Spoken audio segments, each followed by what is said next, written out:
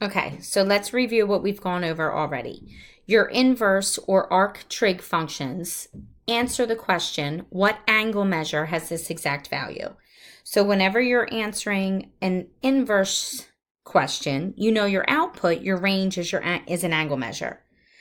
Okay, so we discussed the restrictions on your sine, cosine, and tangent function because we had to make those functions one-to-one in order for an inverse to exist. So your inverse sine function, we're only looking at this half of the unit circle, and it's quadrants 1 and 4, but recall that our angle measures are going from negative pi over 2 to pi over 2. Okay, so it's either the reference angle or the opposite of the reference angle.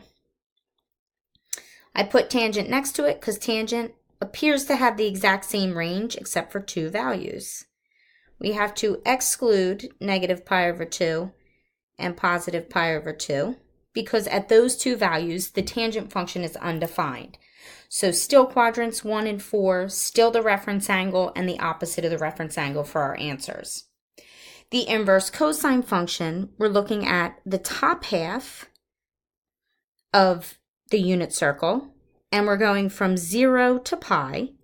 So first quadrant is going to be our reference angles, and then our second quadrant angles, recall in radians, your top number is your bottom number minus 1. If we're dealing in degrees, our reference angle is always from the positive x-axis, so it would be 180 degrees minus whatever the reference angle happens to be. Okay, so those restrictions are extremely important when we're evaluating inverse trig functions and when we look at the composition of inverse trig functions. Okay, so the inverse tan of the tangent function is simply equal to x. Likewise, the inverse sine function of the sine of x is equal to x, and the inverse cosine of the cosine of x is equal to x. If and only if, however, this x is in the range of the inverse function. Okay, what does that mean? If I have x plus 2 and I ask you, or equals 4, and I ask you to solve for x, well, the inverse function of addition is subtraction. So we know we just very simply subtract 2 from both sides. So if we have two functions that are inverses of each other, mathematically they just cancel each other out. But we have to be very careful.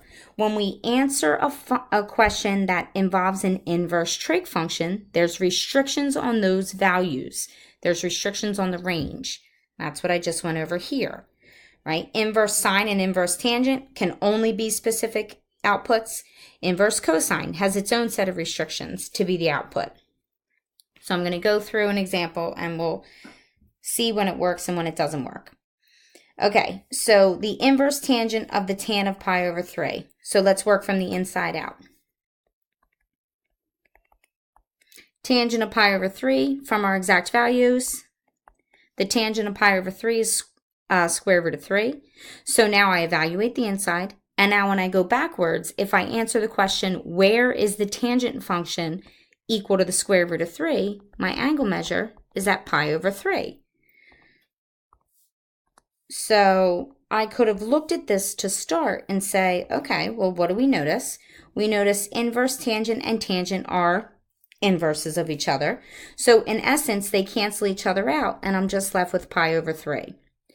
Now that works because pi over 3 is in the range of the inverse tan function.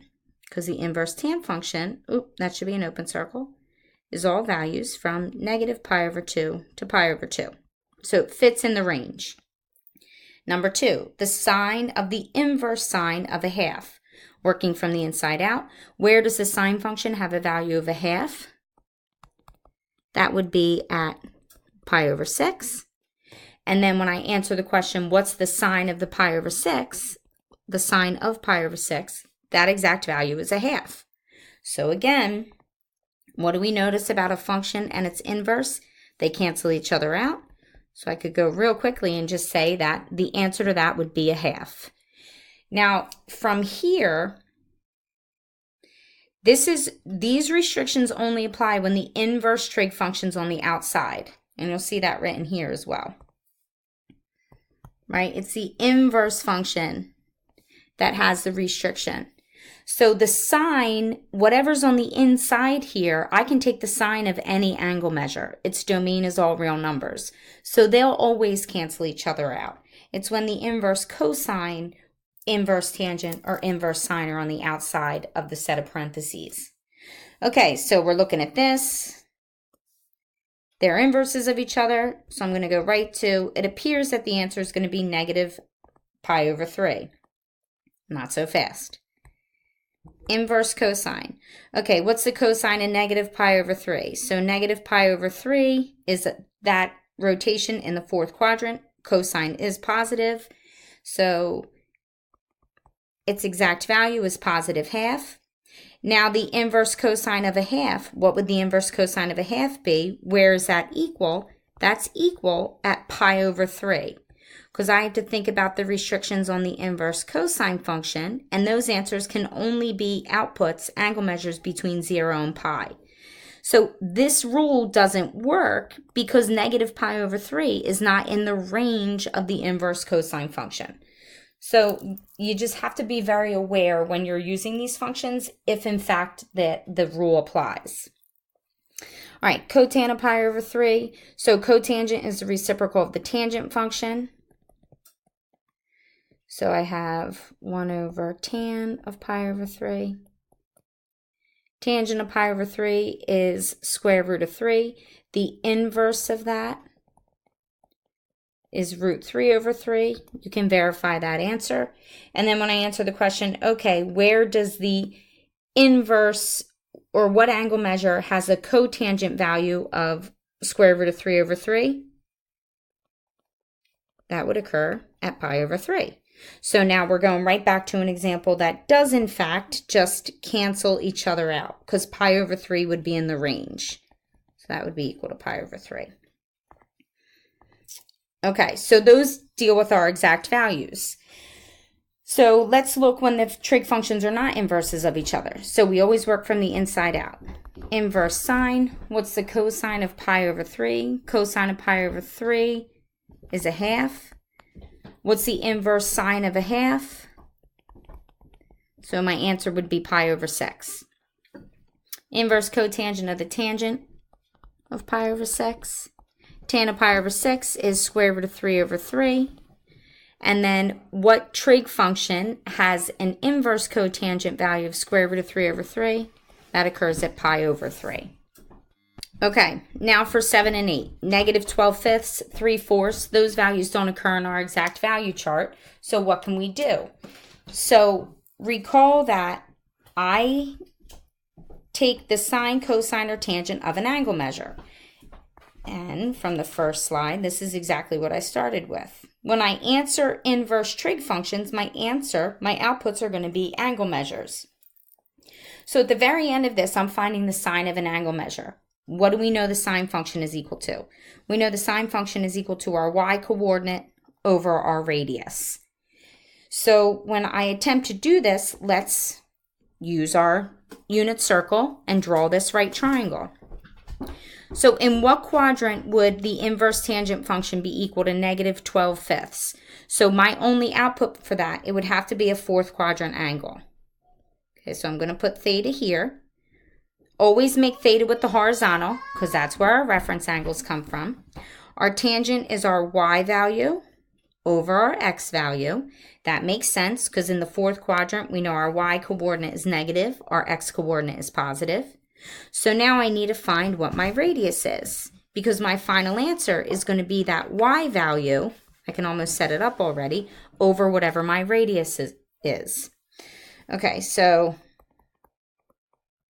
y squared plus x squared equals r squared. 144 and 25. We've seen this over and over.